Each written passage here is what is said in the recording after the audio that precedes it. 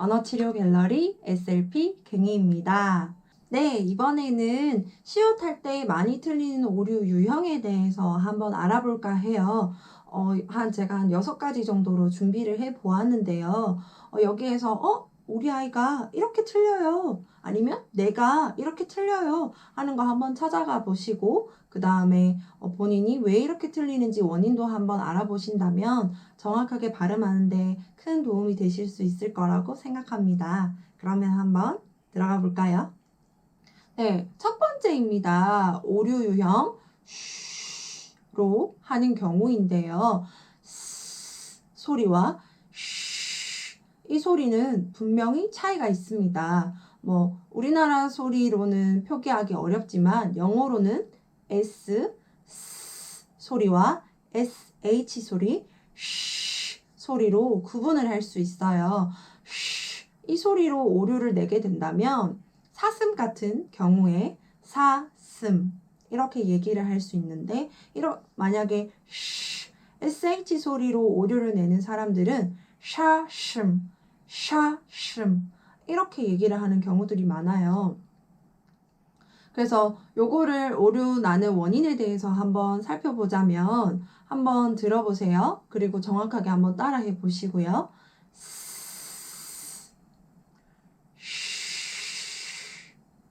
요거 두 개를 했을 때 어떤 차이점이 있는지 혹시 캐치하셨나요? 바로 혀의 위치입니다. 소리 할 때는 혀 끝이 아랫니 쪽에 닿이고 나서 발음이 나오게 되는데요. 이 소리를 할 때는 혀 끝이 아랫니에 닿이지 않아요. 중간에 이렇게 붕 떠 있거나 아니면 이렇게 안으로 들어가 있는 경우가 많은데요. 시옷 소리를 할 때 있어서는 혀 끝이 꼭 아랫니에 붙어 있어야 됩니다. 이 점 절대로 놓치시면 안 돼요. 네, 그리고 두 번째 오류 유형입니다. 소리를 로 내는 경우인데요. 이거는 시옷 소리를 히읗으로 낸다고 보시면 될 것 같아요. 히읗으로 소리 내는 경우는요. 주로 혀 끝에 제가 위치적으로 말씀드렸던 이 혀 날 부분이 입천장에 닿이지 않았기 때문이에요. 입천장에 닿이지 않으면 그만큼 공기가 나갈 수 있는 공간이 더 많아지겠죠. 그러면서 좁고 마찰있게 정확하게 나가는 게 아니라 공기가 그냥 밖으로 흩어져 버려요. 그래서 이런 소리가 나게 되는 거죠. 그리고 또 다른 오류로 말씀드리자면 혀 끝도 안 붙어 있는 경우들도 있어요. 혀 끝도 붙어 있지 않고 입천장에 혀가 닿이지도 않는 상태라면 당연히 시옷이 나올 수 없겠죠. 그리고 히읗할 때 혀 끝을 이렇게 붙이시는 분들도 계시는데 여기 입천장에 혀날을 붙이지 않았다면 전혀 소용이 없습니다. 그렇기 때문에 소리가 날 수밖에 없는 거죠. 이런 분들은 대체적으로 오류를 낼 때 어떻게 이야기를 할까요? 아까 말씀드렸던 사슴을 할 때 하흠 이렇게 하게 되겠죠. 네, 그리고 오류 유형 세 번째입니다. 보통 이제 아이들이 이런 오류들을 좀 많이 내기도 하고요. 그리고 성인분들 중에서도 틀리는 분들이 좀 오류가 많은데요. 바로 TH 소리입니다. 번데기 발음이라고 하죠. 우리나라엔 사실 번데기 발음이 없어요. 근데 이제 디귿 소리 낼 때와 비슷하게 번데기 소리가 있는데요. 이제 이런 시옷 소리를 디귿이나 티귿, 쌍디귿 계열로 바꿔서 얘기를 하는 그런 오류 유형입니다. 이런 경우에는 앞서 말씀드렸던 위치, 그 다음에 방법, 시간 이것 중에서 위치와 방법 두 가지 모두 다 틀렸다고 볼 수 있는데요. 한번 느껴보세요. 드, 드, 트, 트, 뜨, 뜨. 영상에서 보이시나요? 바로 혀 끝입니다. 혀 끝이 아랫니 안으로 들어가야 되는데 밖으로 나오는 모습을 보실 수 있었을 거예요. 그리고 혀 날 이 부분만 입천장에 닿아야 하는데 밖으로 나와버리면 전체적으로 입천장에 다 닿이게 되겠죠. 그렇게 되면 공기가 나갈 공간이 없으니 마찰 소리를 낼 수 없고 대신 다른 방법으로 바뀌어 버리게 되는 겁니다. 그것이 바로 파열, 터지는 소리인데요. 이런 경우는 주로 위치만 정확하게 잡아준다면 방법이 저절로 따라가는 경우들이 많아요. 혀만 이렇게 안으로 넣어주시면 공기가 나갈 수 있는 구멍이 있기 때문에 터트리지 않아도 알아서 공기가 잘 지나갈 수 있을 거예요. 네, 이런 경우에 오류 유형은 사실 많이 들어보셨을 텐데요. 하나 말씀을 드리자면 숲속의 숫사슴 이런 경우 숲속의 숫다듬 이렇게 될 수 있겠죠. 이런 부분들 같은 경우에는 천천히 부터 시작하셔서 단계 위치적으로 잘 맞춰 나가시면 충분히 승산이 있으니까 한번 연습해 보시는 걸 추천해 드려요. 네, 그리고 네 번째 오류 유형입니다. 시옷 소리를 이응 소리로 내는 경우인데요. 사실 이 소리는 치료학적으로 소리가 없다라고 이야기를 해요.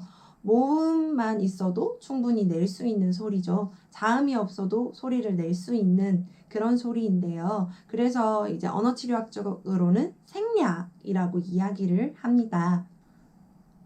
앞에 말씀드렸던 두 번째 오류 유형인 히응에서 마찰 소리를 내지 못하기 때문에 이응 소리로 나는 경우인데요. 목 깊은 데서 하면서 마찰 소리가 나와야 되는데 이 마찰하는 방법을 알지 못하기 때문에 그냥 하고 나와버리는 경우입니다. 이런 방법을 몰라서 주로 아로 소리 낼 때는 코로 위로 소리가 올라가게 되거든요. 그래서 비음이 나오는 거예요. 이 방법 같은 경우에는 이제 히읗과 융합해서 말씀을 드리자면 위치랑 방법 이 두 가지 모두 다 알지 못하는 경우인데요. 주로 이런 오류들은 코막힌 소리가 좀 많이 나요. 선생님으로 얘기를 해야 되는 경우 으로 이야기를 할 수가 있게 되는 거죠. 이런 경우에는 마찰하는 소리들을 먼저 알려주기 위해서 히읗 소리를 먼저 해보시는 것도 하나의 방법입니다. 왜냐하면 방법을 먼저 배워야지 이제 위치할 때 정확하게 알 수가 있으니까요. 제가 방법을 못하고 위치만 정확하게 하는 경우를 한번 예시를 보여드릴게요.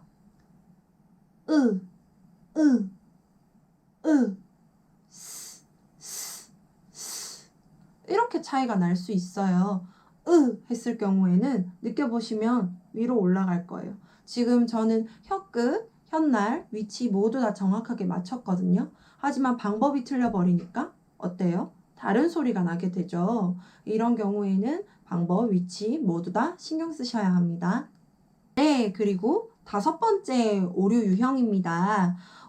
시옷 소리를 지읒 소리 계열로 내는 경우인데요. 지읒 계열 같은 경우에는 지읒, 쌍지읒, 치읒이 있습니다. 이런 경우로 오류를 내는 경우는 선생님을 짠째님으로 하는 경우인데요.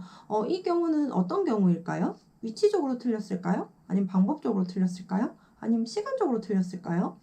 한번 다시 들어볼게요. 쯔, 즈, 츠. 어떠세요?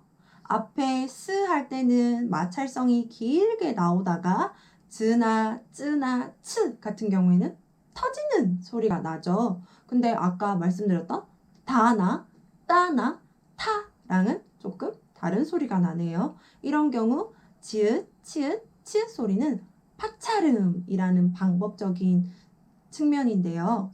소리를 딱 내는 타이밍에 맞춰서 공기가 나가는 부분이 잠깐 붙었다가 떼지면서 파차름이라는 소리가 나게 되는 거예요. 그래서 이 방법적인 면이 틀렸기 때문인데 그런 경우에는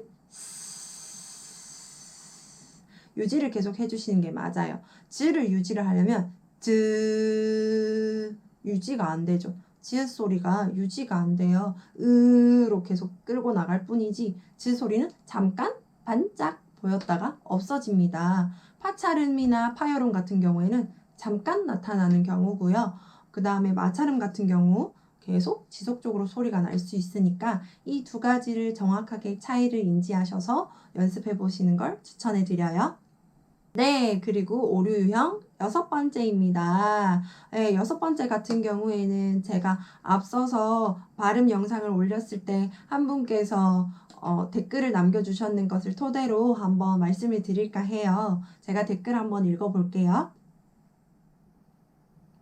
캐로로님께서 6살 시조새 발음은 어렵나요? 시소제, 시소세라고 해요. 라고 댓글을 남겨주셨어요. 이런 오류의 경우 시옷 발음은 아직 6살 친구에게는 조금 어려운 발음일 수도 있어요. 발음이 발달해 나가는 시기이기 때문인데요. 친구들은 한 만 7세 정도가 되어야지 완벽하게 발음을 모두 다 잘할 수 있는 능력을 갖춘다고 연구 결과에서 보여지거든요. 그렇지만 오류 유형은 충분히 분석해낼 수 있습니다. 어떤 오류 유형일 것 같으세요? 1번 위치, 2번 방법, 3번 시간. 자, 모두 한번 생각해 보셨나요? 제가 앞서서 말씀드린 오류 유형들 같은 경우에는 주로 위치, 방법, 위치 때문에 방법이 들리는 경우, 이런 경우들이 있었는데요. 아직 한 개 말씀 안 드렸었는데 이걸로 힌트가 충분히 되셨나요? 바로 정답은 3번 시간입니다. 시를 정확하게 발음을 하고 나서 조를 발음을 해야 하는데 아직 시옷에 여운이 남아 있어서 계속 시옷으로 발음을 하는 경우예요. 타이밍을 정확하게 잡지를 못했기 때문에 생기는 오류거든요.